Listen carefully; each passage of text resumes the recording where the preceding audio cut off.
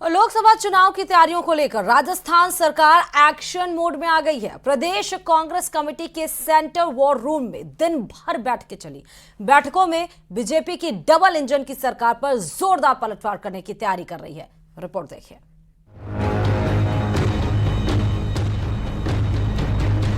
विधानसभा चुनावों के बाद अब कांग्रेस पूरी तरह से बीजेपी को घेरने की तैयारियों में जुटी है। लोकसभा चुनावों में कांग्रेस बीजेपी के घोषणा पत्र में किए गए वायदे और उनकी हकीकत को जनता के बीच में लेकर जाएगी।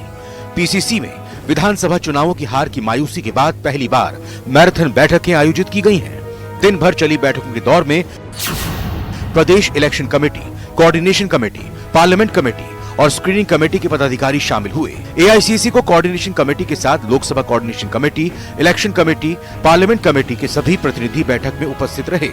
बैठक में आगामी लोकसभा चुनावों में पार्टी की मजबूती और कमजोरियों पर गहनता से चर्चा हुई।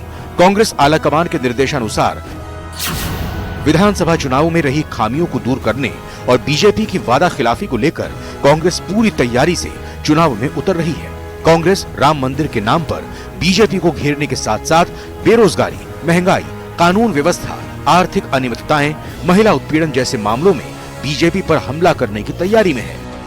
तो पीसी मीटिंग में सुझाव आए हैं कि क्या करना चाहिए, किस तरह से हमारी रणनीति होनी चाहिए, ये हमारे सुझाव हमने दिए हैं।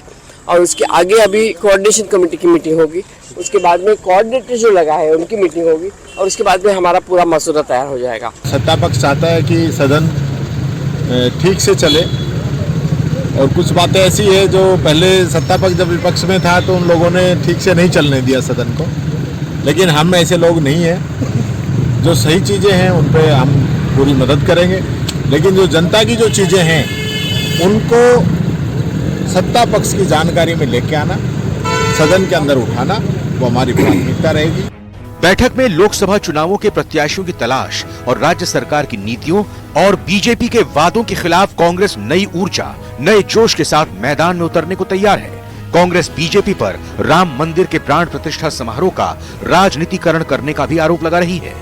वहीं राम मंदिर प्राण प्रतिष्ठा समारोह में प्रमुख पीठों के शंकराचार्यों की अनदेखी जैसे कई मामलों में बीजेपी के सत्ता दुरुपयोग के आरोप लगा रही है। लोकसभा चुनावों से पहले कांग्रेस बीजेपी को विधानसभा सत्र में ही पलटवार करने की तैयारी में है। जो कांग्रेस ही लड़ेगी, ऐसे कोई गठबंधन की ऐसी कोई बात नहीं हुई है कि बीजेपी से हमारा गठबंधन हो रहा है। कांग्रेस पार्टी जनाकर है, कांग्रेस पार्टी का इतिहास है कांग्रेस का। हो सकता है कुछ समय के लिए जाति, धर्म, क्षेत्रवाद कुछ समय के लिए चलेगा, लंबा नहीं चल सकता है, लेकिन इस देश में कांग्रेस का राज था, कांग्रेस ही राज कर सकती है और सबका विकास कांग्रेस। आप गठबंधन पक्ष में? नहीं, बिल्कुल पक्ष में नहीं। सुप्रीम कोर्ट के आदेश तो सारी बातें सच तो बोलो, पाप कर रहे हैं बीजेपी के लोग। इसकी जो कैबिनेट बैठक है जिसमें जनता को, राजस्थान को कुछ नहीं मिला, सिर्फ ये जो बातें कर रहे हैं 6 महीने के लास्ट में जो डिसीजन हुए थे उसमें हर समाज को, दलित वर्ग को, पिछड़े को, गरीब को, उनको सबको हॉस्टलों के लिए जो जमीन मिली थी वही तो कैंसिल किए इन्होंने। आप हमारे फैसले भले ही कैंसिल कर दो, लेकिन जो वादे किए ना आपने भाजपा के संकल्प पत्र, वो वादे तो पूरे करो। पेट्रोल डीजल को सस्ता करो 12 से 13 रुपए। प्रदेश कांग्रेस कमेटी के सेंट्रल वॉर रूम में आयोजित बैठक में एआईसीसी स्क्रीनिंग कमेटी की चेयरपर्सन रजनी पाटिल के साथ साथ बैठक में पीसीसी चीफ गोविंद सिंह डोटासरा, प्रदेश कांग्रेस प्रभारी सुखजिंदर सिंह रंधावा भी शामिल हुए। न्यूज 18 राजस्थान के लिए राकेश शर्मा की रिपोर्ट।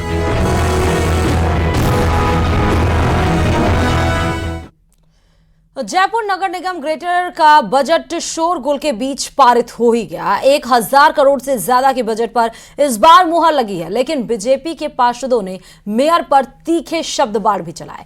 शहरी सरकार के बजट पर देखिए हमारी रिपोर्ट।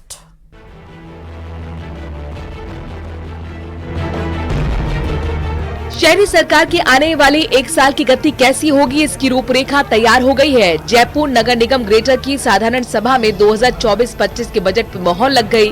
बजट समिति की चेयरपर्सन शील धाबाई ने बजट प्रस्तुत किया, जिस पर 3 घंटे की चर्चा हुई। साथ ही आपसी घमासान और शोरगुल के बीच बजट को पारित कर दिया गया। बैठक में 1179 करोड़ रुपए का बजट सर्वसम्मति से पारित हो गया। बैठक में विपक्ष से ज्यादा सत्ताधारी पार्षदों में टकराव नजर आया। मेयर डॉक्टर सौम्या गुर्जर और डिप्टी मेयर पुनीत कर्णावत में जमकर शब्दवार चले। मेयर को सत्ता पक्ष के पार्षदों और उप महापौर के ही सवालों का सामना करना पड़ा।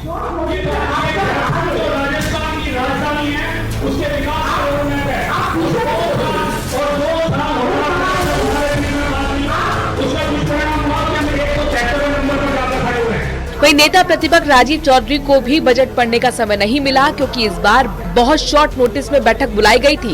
बैठक में स्वच्छता प्रहरी पर जमकर सवाल खड़े हुए। मैं व्यवस्था आपने चलने का दी है, आप तो इधर डायरेक्ट हमारे को उल्लंघन कर रहे हैं। नेता प्रतिपक्ष जी